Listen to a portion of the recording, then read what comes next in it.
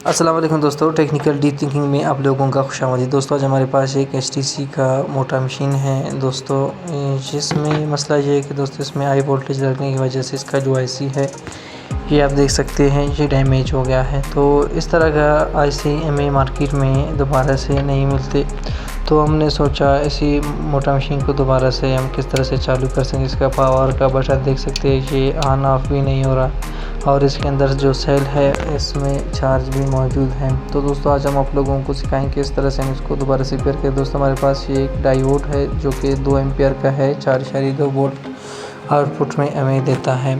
तो दोस्तों सबसे पहले हम इसमें ये इसका जो केबल है कंपनी से आता है, ये डायरेक्ट 5 वोल्ट में इसमें लगते हैं और ये इसी से हमारा मोटर मशीन का जो सेल है इसको चार्ज कर देता है। मैं इसको चार्जर के साथ लगाकर आप लोगों को इसका वोल्टेज दिखाऊंगा। इसमें जो कट दिया गया है इसकी वजह से इसका जो केबल है ये सिर्फ एक की तरफ लगता है, इसमें जो नेगेटिव पॉजिटिव का मसला नहीं होता।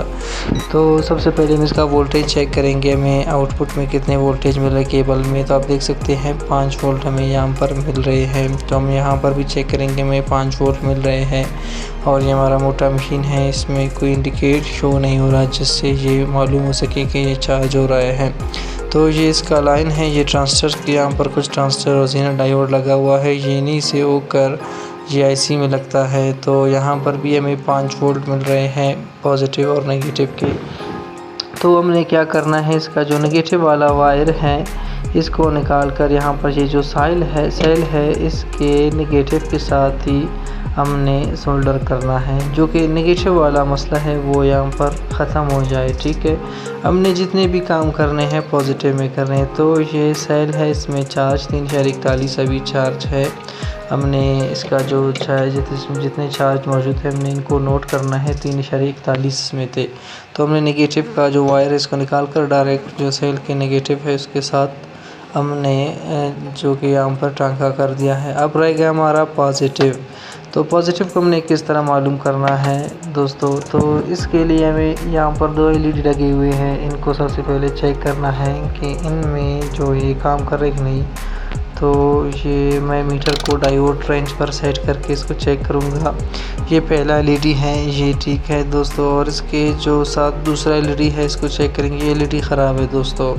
तो हम प्रॉप्स को उल्टा करके भी चेक करेंगे, ये LED ख़राब दोस्तों। ठीक है, कोई मसला नहीं, हमें सिर्फ एक ही LED की ज़रूरत होगी यहाँ पर, खालिस मालूम हो सके कि हमारा जो मोटा मशीन है ये चार्ज हो रहे हैं। और इसकी जो ये लाइन है यहाँ पर इस IC के साथ कनेक्ट है। ठीक है, इसका अगर दूसरा वाला LED ठीक होता तो हम इसको जो मोटा मशीन है ऑन ऑफ वाले स्विच में लगाते और मालूम करते कि हमारा जो मोटा मशीन है वो अभी ऑन है, और पावर ऑफ करते इसका जो लाइट है वो पावर ऑफ हो जाए। तो वो जल गया है, एक ही LED मौजूद है, इसी एक LED की मदद से इसको बनाएंगे। तो सबसे पहले हम लाइन को चेक करेंगे कि हम LED को कहाँ पर से किस तरह से जो लाइन दे। तो मैं यहाँ पर सबसे पहले LED का जो नेगेटिव वाला लाइन है इसके लिए नेगेटिव ढूंढूंगा। तो नेगेटिव हमें वहाँ पर मिल गया है, और उससे पहले हमें यहाँ पर जो डायोड है ये भी लगाना है। तो डायोड को आप देख सकते हैं, मैंने मीटर पर चेक किया, यहाँ पर हमें जो इनपुट के वोल्टेज आ रहे थे 5 वोल्ट, और दूसरी साइड पर हमें बैटरी के जो पॉजिटिव है वो मिल रहे हैं जो कि 3.41 वोल्ट इसमें मौजूद थे। तो मैं इसके साथ ये डायोड कनेक्ट करूँगा। डायोड का काम ये है कि ये जो हमारा वोल्टेज है इसको एक ही रुख में भेजता है। ठीक है दोस्तों, उल्टा लगने पर इसमें कोई वोल्टेज हमें जो दूसरे साइड में नहीं मिलता। तो ये डायोड है, ये डायोड इसको चार्ज करने के लिए काफ़ी है। मैं इसके साथ चार्जर लगाकर मीटर पर इसकी वोल्टेज चेक करूंगा कि हमारा जो डायोड है ये काम कर रहा है नहीं। ठीक है दोस्तों, तो मीटर को वोल्टेज पर सेट करके हम देखेंगे। DC 20 वोल्ट में मीटर को सेट किया है। सबसे पहले हम इनपुट के वोल्टेज चेक करेंगे। ठीक है, तो इनपुट में हमें वोल्टेज अभी लो मिल रहा है जो कि चार्जर पर प्रेशर बढ़ रहा है, और यहाँ पर आप देख सकते हैं 3.50 जो कि 3.41 वोल्ट थे। तो हम इसके लिए इंतज़ार करेंगे और देखेंगे इसके हमारे पॉइंट 3.50 से ऊपर जाएंगे कि नहीं। तो यहाँ पर आप देख सकते हैं चार्जर के वोल्टेज हैं जिस पर प्रेशर बढ़ा है, तो ये नीचे हो गए 4.63। अब यहाँ पर चेक करेंगे, आप देख सकते हैं सिग्नल ड्राइव लगे, तो यहाँ पर आप देख सकते हैं 3.52, जो कि पहले 3.50 थे, अब 3.52 हो गए। तो थोड़ा और इंतज़ार करेंगे, जो कि इसमें सेल लगा हुआ है ये 2000 mAh से 2 एम्पेयर से ज़्यादा नहीं है, तो इसके लिए वेट करेंगे और देखेंगे। तो आप देख सकते हैं 2.53, मतलब ये हमें चार्ज दे रहा है। तो हमने मीटर के साथ मालूम कर दिया कि हमारा जो ये सेल है ये चार्ज हो रहा है, लेकिन हमने इसका जो एलईडी है इसको भी इस्तेमाल में लाना है, ताकि जो इसमें को घर में जब इसको चार्ज पर लगाए तो मालूम हो जाए कि ये चार्ज हो रहा है।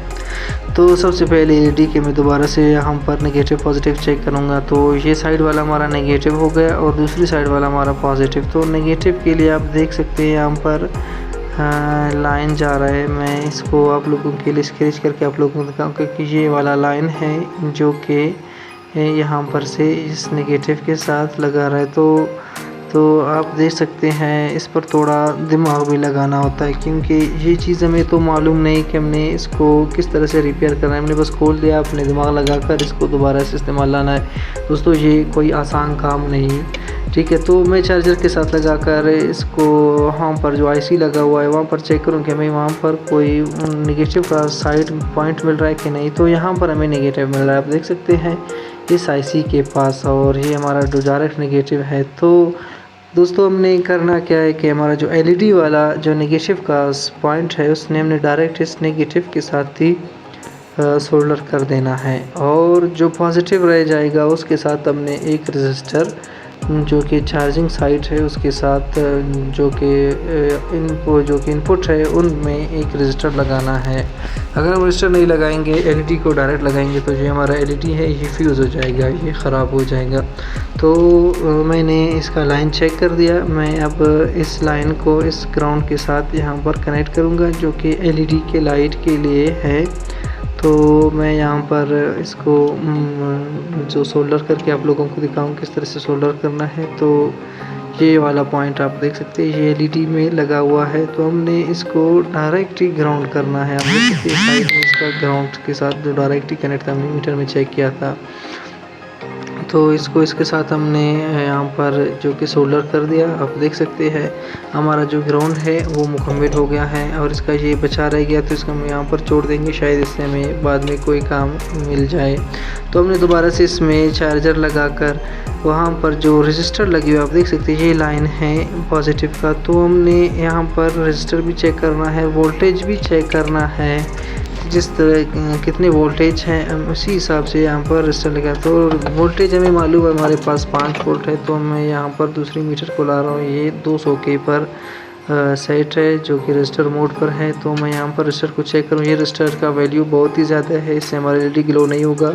तो ये दूसरा वाला रजिस्टर आप देख सकते हैं 1.2 किलो ओम्स का रजिस्टर है। तो अभी ये रजिस्टर कोई काम में नहीं है, क्योंकि इसको हमने डायरेक्ट ही करना है और सेफली डायरेक्ट करना है। तो रजिस्टर हमने यहाँ पर से निकाल कर एलईडी के पॉजिटिव के साथ था, और जो हमारा इनपुट का पॉजिटिव वहाँ पर जोड़ दिया है। तो हम इसको चार्जर के साथ लगा कर देखेंगे, तो आप देख सकते हैं इसका जो एलईडी है ये भी रोशन हो गया है। मतलब अभी अब मालूम हो जाएगा कि हमारा जो चार्जर है वो काम कर रहा है। अभी तक ये स्टार्ट नहीं हो रहा, तो हमने यहाँ तक इसका काम मुकम्मल कर दिया है।